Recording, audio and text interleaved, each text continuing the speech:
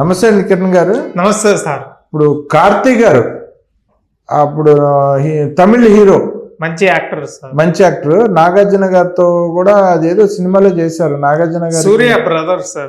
సూర్య brother. Nagarjuna గారికి కాళ్ళు ఉండవు, అదేదో సినిమా, కుర్చీలో కూర్చొని ఉంటారు. ఊపిరి సినిమాలో చేశారు. ఆయన ఏదో మూవీ, తమిళ మూవీ ప్రీ రిలీజ్ ఫంక్షన్ ఏదో జరుగుతుంటే అతను తప్పుగా మాట్లాడినా కూడా కోరాడు. వినండి, ప్రీ రిలీజ్ ఈవెంట్ లో ఒక యాంకర్ అడిగారంట, ఏదో లడ్డు కావాలా బాబు అని అంటారు కదా, ఏదో కామెడీగా జోక్ గా. అలా అంటే లేదు అది చాలా సెన్సిటివ్ ఇష్యూ అని కార్తీ గారు అన్నారంట. వెంటనే పవన్ కళ్యాణ్ గారు ఆయన మీద సీరియస్ అయ్యారంట. ఈయన స్టేట్మెంట్ ఇచ్చారంట పవన్ కళ్యాణ్ గారు. స్వామివారి లడ్డూల గురించి ఇంత ఎగతాళిగా మాట్లాడుకుంటున్నారా, ఇది మీకు కామెడీ ఇష్యూ అయిపోయిందా అని పవన్ కళ్యాణ్ గారు అన్నారంట. వెంటనే ఆయన కార్తీ గారు పవన్ కళ్యాణ్ గారికి సమాధానంగా ట్వీట్ ఒకటి పెట్టారు, సారీ చెప్తూ, సార్ సారీ, మీరంటే నాకు చాలా గౌరవం, స్వామివారి అంటే నాకు చాలా భక్తి, నేను కూడా ఆయన పరమ భక్తుడిని, ఏదో ఫ్లోలో వచ్చేసింది, అలా వచ్చినందుకు నేను స్వామివారి భక్తులకిను పవన్ కళ్యాణ్ గారికి అందరికీ క్షమాపణలు చెప్తున్నానని చెప్పారంట. దాని గురించి ఒకసారి వినిపిస్తాను, చూడండి, తర్వాత దీని గురించి మాట్లాడుకుందాం. పుణ్యక్షేత్రం తిరుమల లడ్డు వివాదం సినీ ఇండస్ట్రీలో హీట్ పెంచింది. పరమ పవిత్రంగా భావించే లడ్డూపై సెటైర్లు వద్దు అంటూ సినీ ఇండస్ట్రీకి స్వీట్ వార్నింగ్ ఇచ్చారు డిప్యూటీ సీఎం పవన్. సత్యం సుందరం ప్రీ రిలీజ్ ఈవెంట్ లో భాగంగా హీరో కార్తీని లడ్డూ కావాలా అంటూ యాంకర్ అడిగింది. వెంటనే స్పందించిన ఆయన ఇప్పుడు లడ్డూ అంశం సెన్సిటివ్ టాపిక్ అన్నారు. అయితే ఇలా ప్రీ రిలీజ్ ఈవెంట్ లో హిందూ సంప్రదాయాలపై జోక్లు వేయడం మంచిది కాదంటూ పవన్ ఫైర్ అయ్యారు. లడ్డూ విషయంలో చేసిన కమెంట్లు మాత్రం సరికాదని, సనాతన ధర్మాన్ని అందరూ గౌరవించాలని పవన్ సూచించారు. లడ్డూ విషయంలో చులకనగా మాట్లాడిన వారిపై మండిపడ్డారు. వ్యక్తం చేశారు. కార్తీకి స్వీట్ వార్నింగ్ ఇచ్చారు. ఈ విషయం కార్తీ గారు స్పోర్టివ్ గా తీసుకున్నారు పాపం. ఆయన వెంటనే ఆయన సారీ చెప్తూ మొత్తం హిందువులు, దేశంలో ఉన్న హిందువులకిను స్వామివారి భక్తులకి, పవన్ కళ్యాణ్ గారికి, సినీ ఇండస్ట్రీకి కూడా సారీ చెప్తూ అదే ఫ్లోలో చేసిన తప్పని చెప్పి ఆయన చెప్పారు.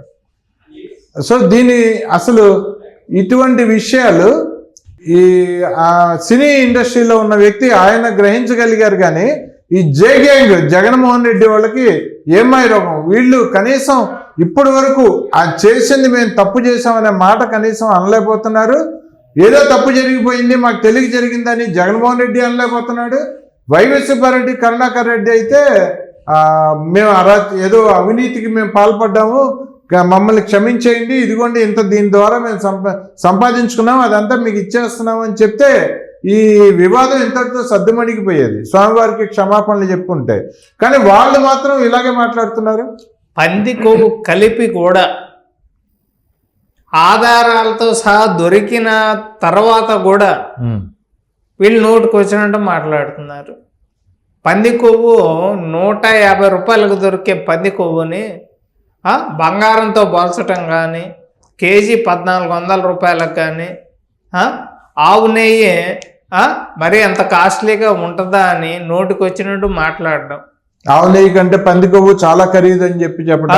ఆవు నెయ్యిని ఇత్తడితో పంది కొవ్వుని బంగారంతో పోల్చిన ఆ పంది ఓలు సైకో కడ్డిగాడికి ఈ ప్రకాష్ రాజ్ గారిని కార్తీ మాట్లాడాడు, కానీ తాను క్షమాపణలు కోరిన తర్వాత యాంకర్ ఏదో అడిగింది ఫ్లోలో, దానికి ఒలుపలుపు మాటలు.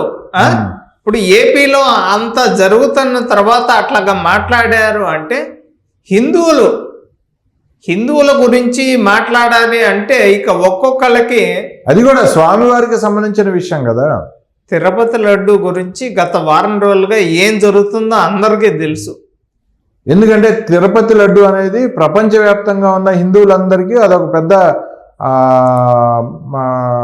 భగవంతుడి స్వరూపం లాంటిది అది. సరే, ఆ లడ్డు మీరు ఎక్కడ తయారు చేయండి, ఆ టేస్ట్ మాత్రం రాదు. అవును, ఒక్క తిరుపతిలో తప్ప ఆ టేస్ట్ ఎక్కడైనా రావాలని చాలా మంది ప్రయత్నించారు. అది హిందువుల మనోభావం. అది తిరుపతి లడ్డు అనేది హిందువులకు చెందిన ఒక పవిత్రమైన మనోభావం. అది స్వామివారి భక్తుల అందరికీ చెందిన మనోభావం అది. సో దాని గురించి ఈ వైసీపీ వాళ్ళు ఎవడు పడతాడు ఈ కుక్కలంటి కొడుకులకి అసలు ఒక నీతి జాతి అసలు ఒక పద్ధతి పాడు స్వామివారు అంటే భయం భక్తి గౌరవం ఏమీ లేవు కదా వీళ్ళకి. రోజుకి 3.5 లక్షల లడ్లు సేల్ అవుతున్నాయి అంటే చూడండి. వీళ్ళందరూ కార్తీ లాంటి వ్యక్తిని చూసానే బుద్ధి తెచ్చుకోవాలి కదా. జగన్మోహన్ రెడ్డి కానీ భారతిరెడ్డి కానీ ఈ జే గ్యాంగ్ మొత్తం ఈ రెడ్డి బ్యాచ్ కల్తీ రెడ్డి బ్యాచ్ అంతా పక్క రాష్ట్రంలో సినిమా యాక్టర్కి తెలిసినంత ఏపీ ప్రతిపక్ష పార్టీకి తెలియపోవటం చాలా బాధాకరం. జగన్మోహన్ రెడ్డి కులానికి చెందినోడు, మతం గాని మతానికి చెందినోడు. వాడికన్నా బుద్ధి జ్ఞానం ఉండాలి కదా. వాడన్నా ఈ వివాదానికి ఫుల్ స్టాప్ పెట్టాలి కదా. అరే పంది కొవ్వు కలిపారు అంటే ఏదో వైవి సుబ్బారెడ్డి 45 సార్లు మాలేసుకున్నాడు ఈ మాటలు చెప్తాడు కానీ సూపర్ స్వామి అంట. సూపర్ స్వామి అయితే సూపర్ స్వామి అడిగిందేంటి? నిన్ను అడిగిందేంటి? పంది కొవ్వు ఎందుకు కలిపారు, నందిని నెయ్యి ఎందుకు వద్దన్నారు అంటే నువ్వు ఏందేందో దానికి సంబంధం. సూపర్ స్వామి అంటాడు సుబ్బారెడ్డిని, ఇంకొకటి వచ్చేమో సుబ్బారెడ్డి నల్ల ఒకటి ఉంటది వాళ్ళ ఇంట్లో దండం పెట్టుకుంటే గానీ సుబ్బారెడ్డి పెద్ద హిందువు చిన్న హిందువు, పెద్ద హిందువు చిన్న హిందువు, పెద్ద హిందువు చిన్న హిందువు అంటాడు ఒకడు. అసలు దేశంలోనే అతిపెద్ద హిందువు పెద్ద పంతులు గారు అంట సుబ్బారెడ్డి, ఆడు ఉండవల్లి గారు అంటున్నాడు. అసలు లడ్డూలో పందికొవ్వు కలిపారా సన్నాసులారా అని చెప్పి భక్తులందరూ మండిపోతుంటే ఈ నా కొడుకులు ఏంటండి, ఈ పేటిఎం నా కొడుకులు అందరూ పందికొవ్వు అంటే వీళ్ళకి అసలు నాకు అనిపిస్తుంది అసలు వీళ్ళెవ్వరికి స్వామివారు అంటే భక్తి కానీ భయం కానీ గౌరవం కానీ లేదు. అంటే అది స్వామివారు ఆ కరుణాకర్ రెడ్డి గారు అంటాడు కదా, అది ఒక నల్లరాయి దాన్ని తీసి ఎత్తి బయట పారేస్తే మాత్రం తప్పే ఉందంటాడు. కరుణాకర్ రెడ్డి అలా తయారైపోయారు వీళ్ళు భయం లేకుండా. ఏంటంటే ఇక్కడ ముందు కూడా ఇలాంటి సంఘటనలు జరగకుండా అన్య మతస్థుల్ని ఎవరిని కూడా హిందువుల దేవాలయాల్లో ఉద్యోగ అవకాశాలు ఇవ్వకూడదు అని చెప్పి నేనైతే మనస్ఫూర్తిగా కోరుకుంటున్నాను. అది కరెక్ట్ కూడా. అసలు ఇది మసీదులు ఉన్నాయి అనుకోండి, ఓన్లీ ఇమాంలు ముస్లిమ్స్ మాత్రమే ఉండాలి అక్కడ. అలాగే చర్చిలు ఉన్నాయి అనుకోండి, పాస్టర్లు మాత్రమే ఉండాలి అక్కడ దీనిగా వాటిని నడిపే స్థానంలో. అలాగే దేవాలయాలు నడిపేది కేవలం కైంకర్యాలు చేసేది, దేవాలయాలు నడిపేది హిందువులు బ్రాహ్మణ్స్ మాత్రమే ఉండాలి. రోజా పూజాధికారులు చేయడానికి బ్రాహ్మణులు మాత్రమే ఉండాలి.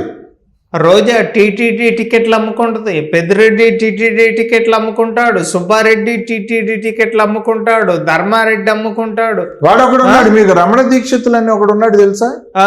రమణ దీక్షితులు చెప్పండి. ఆ రమణ దీక్షితులు స్వామివారికి డైరెక్ట్ గా పూజలు చేస్తాడు. స్వామివారికి అంటే డైరెక్ట్ గా అక్కడ కైంకర్యాలు స్వామివారికి ప్రసాదం పెట్టడం అవన్నీ చేస్తాడు. అటువంటి రమణ దీక్షితులు జగన్మోహన్ రెడ్డి ఉచ్చదాగాడు. ఇంట్లో వైఎస్ఆర్ రాజశేఖర రెడ్డి బొమ్మ పెట్టుకుంటాడు. ఇంట్లో వెంకటేశ్వర స్వామి బొమ్మ ఉంటుంది, గోడకి పక్కన రాజశేఖర రెడ్డి బొమ్మ ఉంటుంది. అలా చేశాడు పూజలు. వెంకటేశ్వర స్వామితో సమానంగా పూజించాడు రాజశేఖర రెడ్డిని. రాజశేఖర రెడ్డి ఇంట్లోకి వెళ్ళి పూజలు చేసేవాడు ఈ రమణ దీక్షితులు అనేవాడు. రాజశేఖర రెడ్డి ఇంటికి వెళ్ళి ప్రార్థనలు కాదు పూజలు చేసేవాడు. అటువంటిది వాడు ఇవాళ జగన్మోహన్ రెడ్డి ఆడికంట ద్రోహం చేసేసాడంట, ఆడికి ఏదో పదవి అడిగాడంట, అది ఇవ్వలేదంట. వాడొచ్చి వాడు జగన్మోహన్ రెడ్డిని తిడుతున్నాడు. ఇంతకాలం జగన్మోహన్ రెడ్డి అడిగాడు, ఇప్పుడు ఏమంటున్నాడు అంటే ఇప్పుడు లడ్లో పందుకు కలిసిందంట, కలవలేదు. ఇప్పుడు చాలా తప్పది, మహాపాపం చేస్తున్నాడు జగన్మోహన్ రెడ్డి, ఎప్పటి నుంచో చేస్తున్నాడు అంటాడు. మరి అప్పటి నుంచి స్వామివారికి ఈడు పంది మాంసం కలిపిన లడ్డూలు అని తెలిసి స్వామివారికి పెడుతున్నాడా? ఈడు 5 దీక్షితులు 5 సంవత్సరాల నుంచి 5 సంవత్సరాలు ఇతనైనా ఉంది, ఈడే ఉన్నాడు. మరి ఇప్పుడు ఏం మాట్లాడుతున్నావు నువ్వు? ఏదో పదవి అడుగుంటావు, ఇప్పుడు లేవు కదా, వాళ్ళ పార్టీకే దిక్కు దివాళాలు.